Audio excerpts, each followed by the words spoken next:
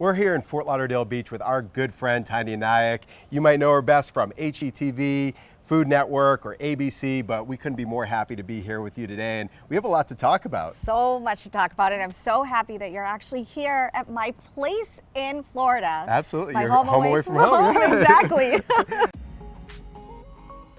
I'm so excited about this because this really touches on what a lot of people go through when it comes to remodeling, and we're going to be talking about small spaces, big impact, and everything that we're going to see inside. And everything in between.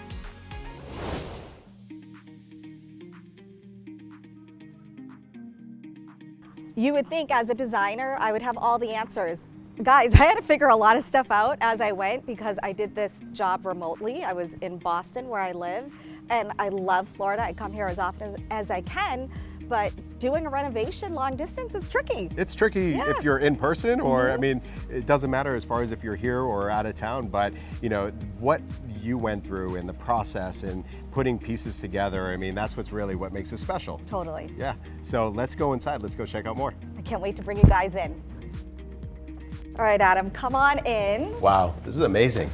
You like? Absolutely, this is beautiful. Thank you. You know what? It took almost 2 whole years to get this done.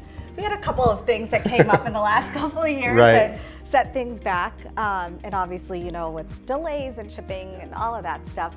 So I'm excited for us to talk because I want to kind of share all of my little tips and things that help me move the process along, but also it's a tiny space. Absolutely, and that's like, when I look at this and you start wondering as far as like, where do you start? Like, obviously there's the renovating aspect, but the decorating, and you know, it's a small space, but you have seamlessly brought everything together, so many different elements, textures, colors, it's amazing. Thanks.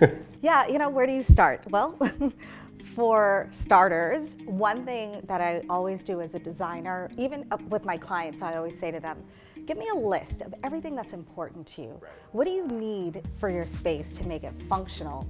For me, this might sound really ridiculous, but in my home away from home, I want to be able to do laundry. Right. I just want to be able to do laundry, and it's a tiny space and it's not equipped for it, but I found, I'll show you my little secret hiding space for that. I also love to entertain, so that was another big one for me. I wanted to be able to see that view. This is amazing. It's amazing, right? I wanted to be able to see that from every part of this place, of the main living area. I mean, from the moment you walk in, I mean, you see that immediately, and from every aspect. That's impressive. I mean, being able to just sit out, watch the water, you know, see the boats. I mean, beautiful homes. I mean, this is Fort Lauderdale. This is Fort Lauderdale. I'll tell you, it is more than I ever imagined, more than I could have ever dreamed of. Absolutely. So I love it. I love it here so much.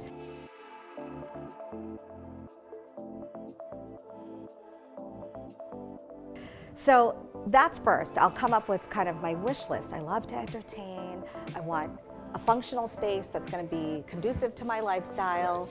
And then I open my closet, which is a weird thing to say, but a lot of times, like right now I'm wearing this because we just shot for your magazine. Absolutely. So I'm a little, which we can't wait. I can't wait. I mean, that feature is going to be amazing. But I have a really bright color on. This is not normally what I would wear. I normally would wear neutrals. I love black, gray, brown, tan. Everything that you see in the space speaks to, who I am. And that's how I know I'm going to be the most comfortable, right? So look in your closet and take a peek and see what you wear normally. I love texture. I love having like a statement piece of jewelry on or something. So maybe I have a statement light fixture or statement chairs. Does that make sense? I mean, everything. I mean, it makes big statements here. I mean, but it all works together so perfectly. And you know, the average person, if they try to do this, I mean, it's like, you know, it's overwhelming. I mean, remodeling is overwhelming, furnishing, everything that goes into home improvement is overwhelming. So, you know, when I look at this, so the fact that it all just works together and there's so many different layers and there's so many different styles and textures like what you mentioned, but, you know, is there like a certain piece in particular that you start with and then go? Good question. Well, come on, let's sit down on that piece. Sometimes there's a certain piece. If you have a piece that you love that you want to bring into the space, start with that. If you have a piece of art that you love, or a rug or something that is an inspiration to you, start with that by all means.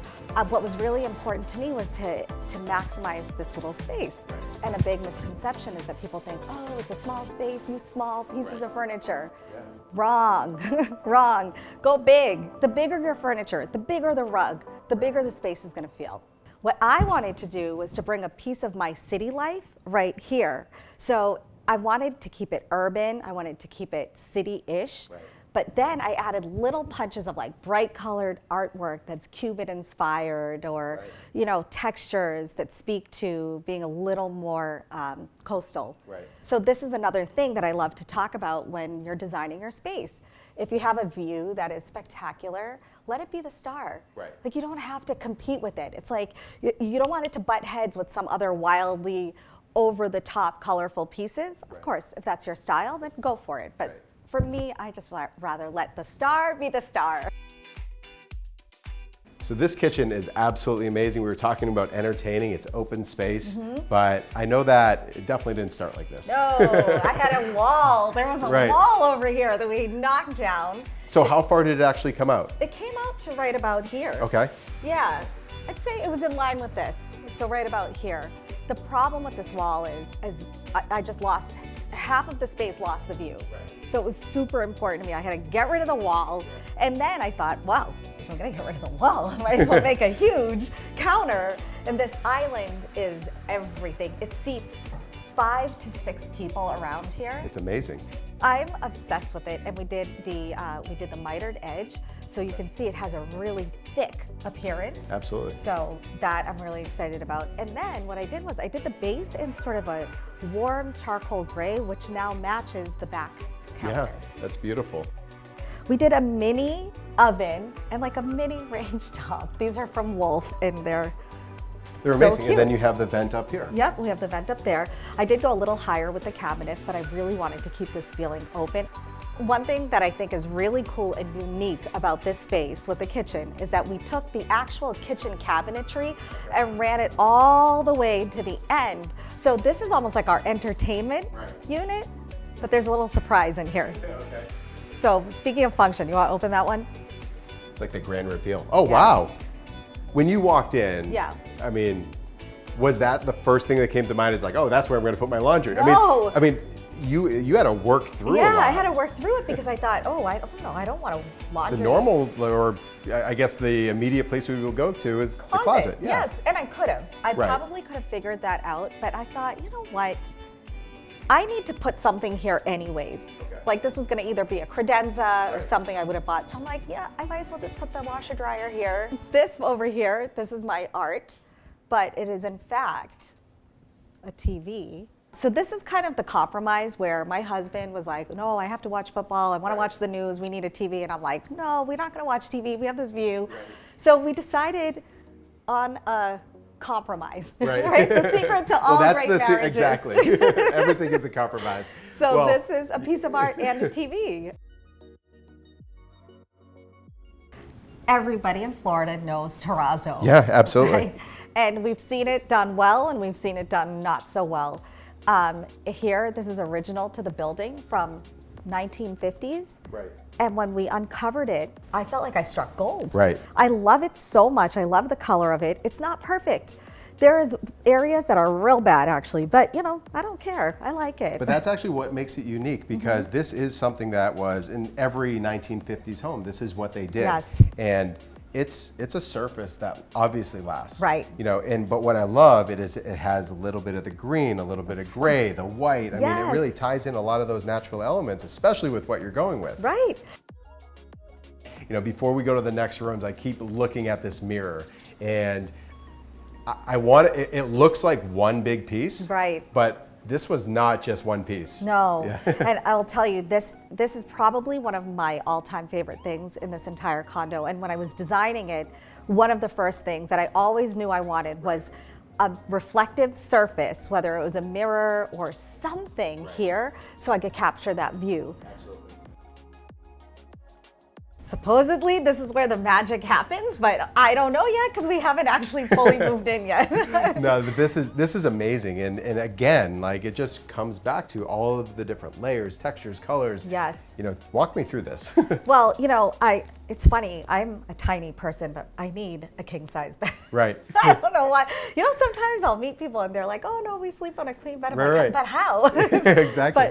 But no, I'm a sprawler, so this was one big thing. But the fabric of this is again from our house. Right. But this rusty red tone, mark my words, this is the new hot color in stone, in fabrics, in prints. You're going to see a lot of this. It's a little bit of a throwback Right. color, Yeah. but it's really coming back. It prompted me to add a little bit of vibrance here, and this is where I get to have fun because I'm in Florida, Exactly. right? If I was in Boston, it would probably be a lot more neutral, but I thought I kind of wanted to bring in some vibrance and life, like my Cuban lady there. I love her. Yeah, and you have some Cuban art spread throughout throughout this condo. Yes, but the sumo wrestlers down there. That's great. My 83-year-old dad painted that. Really? Yeah. That's amazing. He's like just started painting as a hobby. Yeah. And I was like, "Pop, will you paint me something?" And he's like, "Yeah." And I didn't tell him what I nothing. I said Right. nothing. So then he just said, "Here, I painted this for you." I don't know. That's great. I wonder if that's supposed to be me Did and he my know? sister. That's I don't funny. know what it is. Did he know the colors or anything? Because I mean, even the colors, they work But that's perfectly. because I use that as a source to build off of. Right. So that's why this piece of art kind of Yeah, works, absolutely. You know? And then having a little bit of that color pulled from there and the green. But what I love about this wall, so Vanessa Vaughn, she does a lot of art for us for our restaurant project. So I Okay. called her, I'm like, "Vanessa, help me."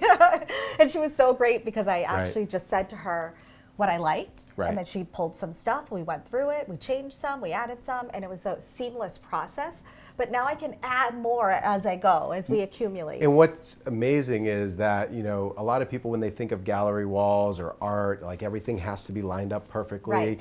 But I love how you mix the different sizes, and, you know, it's not like the bottom of the frame is matched up with another. Nope. I mean, just how this all came together is amazing. Good. Well, it almost seems like it was just randomly Right. put up there, but it was very much planned. No, absolutely. And I think that's going to give us a lot of flexibility to add. Yeah.